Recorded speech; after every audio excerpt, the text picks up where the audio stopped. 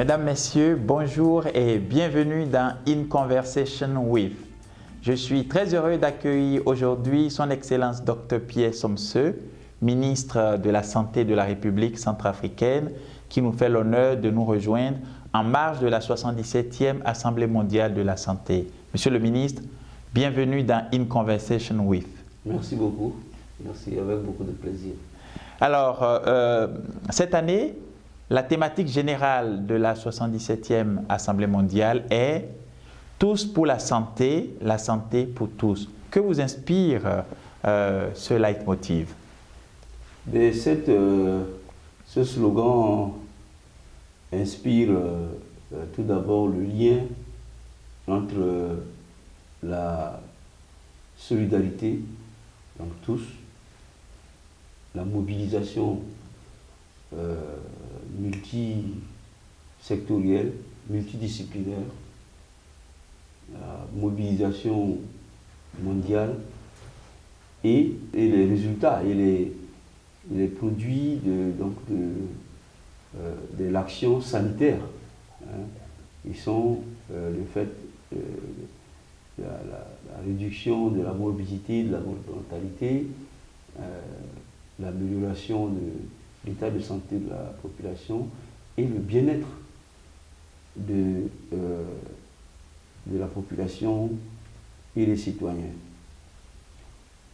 C'est en fait ces deux versants de l'action sanitaire qui est mise en valeur par la crise de Covid-19, qui nous a montré l'écart entre la solidarité et l'équité. Tous pour la santé, c'est que tout le monde a droit à la santé, personne ne doit être laissé de côté. Et la crise de Covid-19 a montré justement l'écart, le fossé entre cette solidarité mondiale, le niveau de cette solidarité, et le niveau d'accès aux soins par les citoyens du monde en général. Oui. Et donc qui se traduit en un seul mot par l'iniquité. Et donc, aujourd'hui, il s'agit d'aligner la solidarité internationale, la solidarité mondiale, ou la solidarité nationale, avec ou sur les ambitions affichées en matière de santé et de bien-être, notamment telles que édictées par les objectifs de développement durable, notamment l'objectif 3, Tout à fait. santé et bien-être. Merci de planter le décor, Monsieur le ministre. Alors, votre pays, la République centrafricaine, a été le premier pays africain à passer, dans le cadre de l'OMS, cette revue de santé et de préparation, Universal Health and Preparedness Review.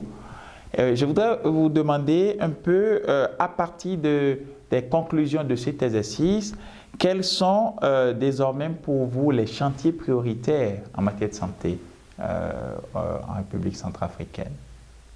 Tout d'abord, cet exercice est né du constat que, justement, la solidarité n'est pas alignée sur les résultats qu'elle est censée produire en termes de santé, de bien-être et d'équité. On a bien vécu que le fait que la crise de Covid-19 a révélé ce fossé entre les nations, ce fossé entre les peuples ce fossé entre les communautés qui a fait le lit de la gravité et voilà, de la tragédie du Covid-19. Et l'une des solutions identifiées par les États membres dans le cadre de l'Organisation mondiale de la santé est la mise au point de cet instrument qui est l'examen de santé aux préparations aux urgences, appelé encore UHPR, Oui. qui a pour objectif de tenter d'aider les pays à combler ce fossé. D'une part, en les rapprochant. D'abord, les pays en interne, Oui. parce qu'il y a des fossés en interne, fossés entre la mobilisation multisectorielle, l'engagement politique et l'état de santé de la population. On a bien vu que la crise de Covid a montré que en matière de santé, c'est la loi de tout ou rien. Ou bien tout le monde a accès à la santé et aux produits de santé. Et il y a une solidarité qui est optimale pour produire la santé ou il n'y en a pas. Il n'y a rien. Et donc, c'est ce qu'on a observé, c'est la maladie et la mort. Où il y a une solidarité optimale, une mobilisation multisectorielle optimale qui produit le niveau de santé et de bien-être désiré. Et au niveau mondial, bien entendu, où les pays sont solidaires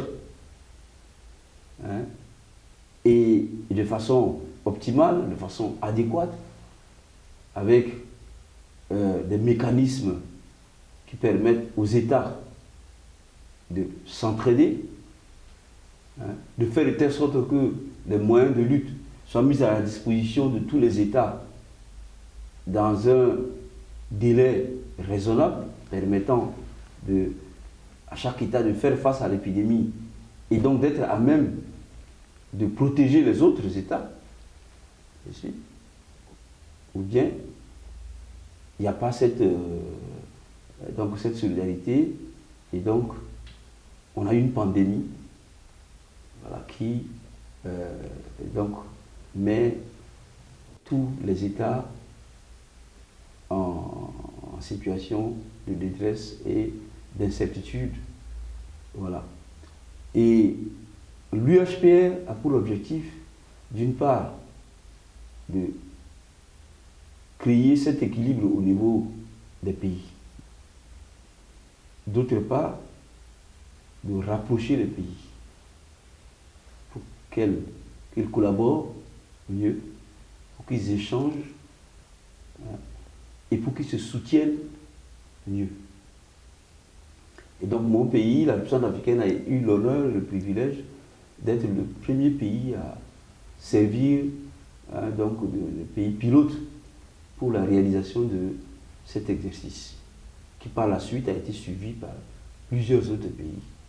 Et nous avons également eu le privilège et l'honneur d'être parmi les 3 premiers pays à organiser une dimension importante de l'UHPR, qui est la revue des pairs. Puisqu'une fois que les pays ont fait leur UHPR, leur revue, et défini justement les contraintes à résoudre au niveau national pour mettre en place les capacités nécessaires, les compétences et les capacités nécessaires à l'anticipation, à la préparation, à la réponse aux urgences. Il est question qu'ils partagent justement leurs expériences, leur sagesse, leurs outils avec les autres pays. Et cela se fait dans le cadre d'une revue par les pairs, où les autres pays donc examinent de façon critique leur rapport, hein, leurs solutions, hein, pour y contribuer. C'est déjà un premier niveau de solidarité. Tout à fait. Contribuer, mais en même temps, recueillent leurs meilleures pratiques, ce qui est positif chez eux, pour les incorporer dans leur propre, donc par leur propre arsenal de solutions. Et cette revue par les pairs s'est très bien déroulée. Aujourd'hui, donc c'est la serre d'exemple pour l'OMS et qui est en train de le vulgariser à travers le monde. Donc, dans ce domaine, nos chantiers prioritaires, c'est le renforcement des ressources humaines. L'un des problèmes prioritaires qui ont été identifiés au cours de cette revue en République centrafricaine, c'est la carence en ressources humaines. Et de ce fait-là, le président de la République a mis, donc, a fait des ressources humaines, du développement des ressources humaines, de l'accélération de la mise à disposition des ressources humaines, la constitution d'une masse critique de ressources humaines afin de faire face aux épidémies, une priorité. Il y a donc plusieurs initiatives qui sont déjà en cours. On a, par exemple, mis en place une formation d'épidémiologistes de première ligne. Très bien. Avec l'appui du CDC d'Afrique, Africa CDC, le CDC d'Atlanta, de l'OMS, et plusieurs bailleurs. Aujourd'hui, on a une centaine d'épidémiologistes de terrain. Donc, tous nos médecins chefs de district et ont des notions de capacité pour réagir rapidement, pour, disons, prendre des décisions devant une suspicion d'épidémie, etc.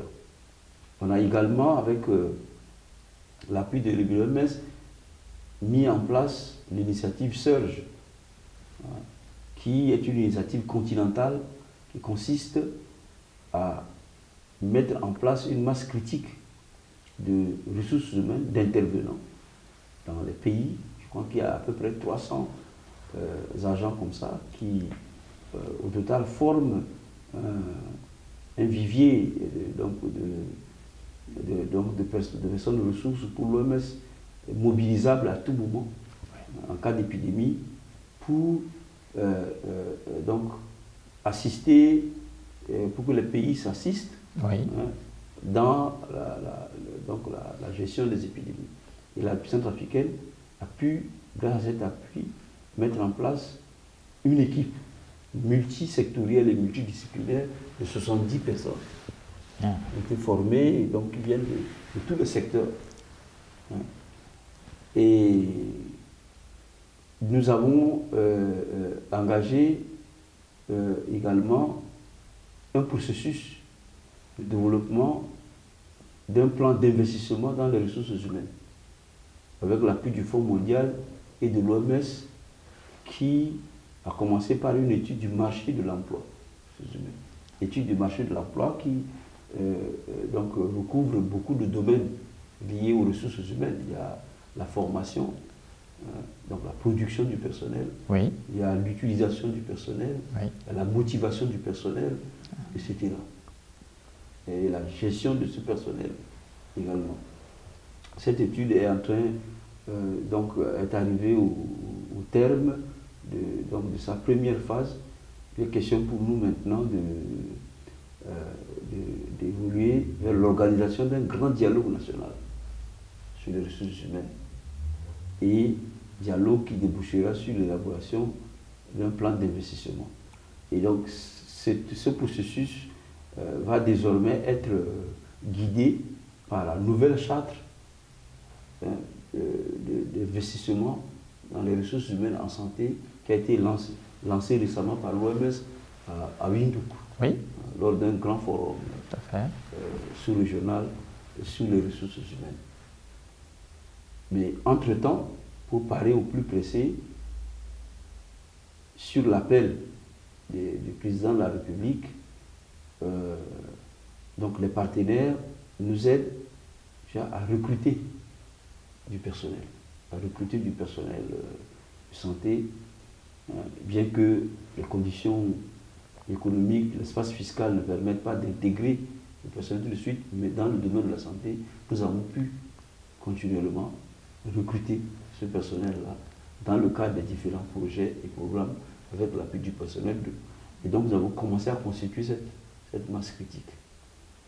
Voilà ce que je peux dire. Bon, il y a bien sûr d'autres chantiers, mais c'est le chantier aujourd'hui le plus dominant. Il y a le renforcement du système de laboratoire qui est en cours. Il y a donc une stratégie de lutte contre la résistance antimicrobienne, une stratégie qui a été développée. Pour ne citer que cela, il y a une longue liste, mais il y a ça à citer. Peut-être il convient de mentionner la question de l'efficacité de l'aide, qui est une question qui est peut-être un important indicateur de la solidarité internationale. La question de l'efficacité de l'aide fait partie des piliers de l'UHPR. Oui. Et bien sûr, on a montré que l'aide n'est pas très alignée aux résultats, à l'état de santé des populations, aux priorités en termes d'impact. Et il y a aussi des recommandations qui ont été formulées. Et dans le cadre de la mise en œuvre de ces recommandations, et avec l'appui d'un mécanisme mis en place par les donateurs, notamment ce qu'on appelle le GFF, mécanisme de financement, une seule mère, un seul enfant, appelé GFF, qui en fait se concentre sur justement cette efficacité de l'aide, qui se concentre sur un meilleur alignement de l'aide sur les priorités d'un pays.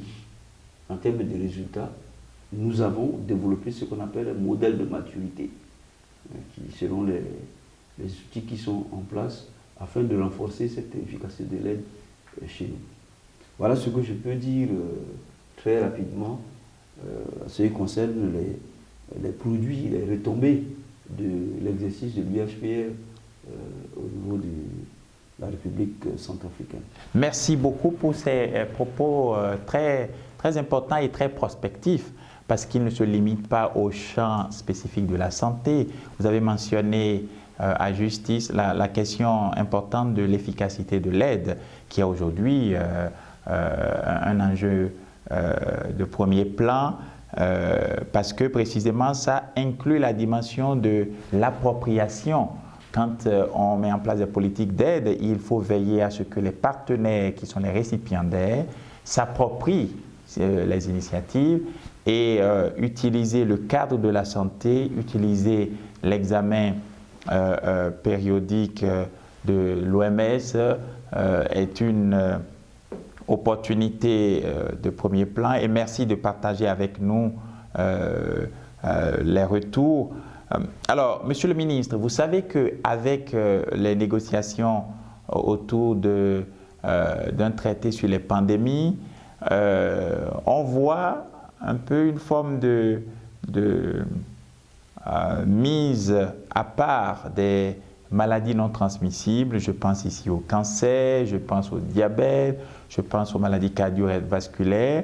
Pourtant, sur le continent africain, ces maladies non transmissibles deviennent un enjeu de santé publique majeur. Alors, j'aimerais vous demander comment vous pensez-vous qu'on devrait davantage mettre l'accent sur ce type de pathologie? Donc, tout d'abord, le traité pandémique est un autre outil donc qui rentre dans la même catégorie de solutions, une autre solution qui a été trouvée pour combler ce fossé entre le niveau de solidarité et l'état de santé des populations et la capacité de réagir aux pandémies, en tirant leçon de la pandémie en Covid-19. Nous avions déjà le règlement sanitaire international. Tout à fait. Mais qui a été donc complètement abandonné par les États. On se souvient des obstacles, des contraintes à la circulation des personnes et des biens à travers le monde. Absolument. Et donc, il fallait donc un instrument plus contraignant, mais qui intègre la solidarité. Puisque le règlement sanitaire international ne parle pas de la solidarité, ne parle pas des moyens qui permettent aux États, ensemble, de faire front de façon optimale et efficace à une épidémie, à une pandémie. Et donc, par exemple, en ce qui concerne la préparation, la recherche, le partage d'informations sur les agents pathogènes, la confiscation d'informations sur les agents pathogènes dans telle partie du monde. On a vu les suspicions qui ont plané sur la pandémie en Covid-19. On ne va pas dans les détails parce Bien que sûr. et suspicions qui a été au cœur d'une grande division qui a fragilisé le sursaut mondial contre la pandémie en Covid-19. Donc, ce traité prend en compte cette faiblesse et entend le résoudre pour qu'il y ait plus de partage d'informations et que les pays, par exemple en développement, puissent donc se voir reconnaître le droit et également se voir reconnaître le droit au bénéfice au fait de fournir des informations donc, sur les pathogènes et Tout à fait. de servir même de source ces informations-là. Deuxièmement, il y a le transfert de technologies. Le transfert de technologies, notamment en termes de production des médicaments et des vaccins. On a vu le retard que le monde a enregistré, notamment dans le transfert des vaccins, l'accès aux vaccins par les pays donc, qui n'ont pas de moyens de produire les vaccins. Et à cause de la confiscation de ces moyens-là par les pays occidentaux dans un premier temps pour s'occuper de eux. Et il y a des questions de financement. Il y a la question donc d'équité en général qui se posait, la reconnaissance de l'équité, la reconnaissance de cet écart, et qui a été dénoncé par les faits, dénoncé par la crise de Covid, qui a mis à nu le manque de solidarité, la discrimination même parfois, donc qui régente le monde et dont les difficultés que nous avons eues dans un premier temps, le contrôle de la pandémie à Covid-19 en sont une manifestation. Donc ce traité est venu pour tenter de résoudre ces contraintes. Alors, je dois dire que le traité ne devrait pas exclure les maladies non transmissibles parce que le contenu ne parle pas de ces maladies-là. Le traité est censé régir l'ensemble des dispositifs de lutte. L'ensemble des dispositifs de lutte. Parce qu'on parle des produits de santé, les moyens de diagnostic, les informations. On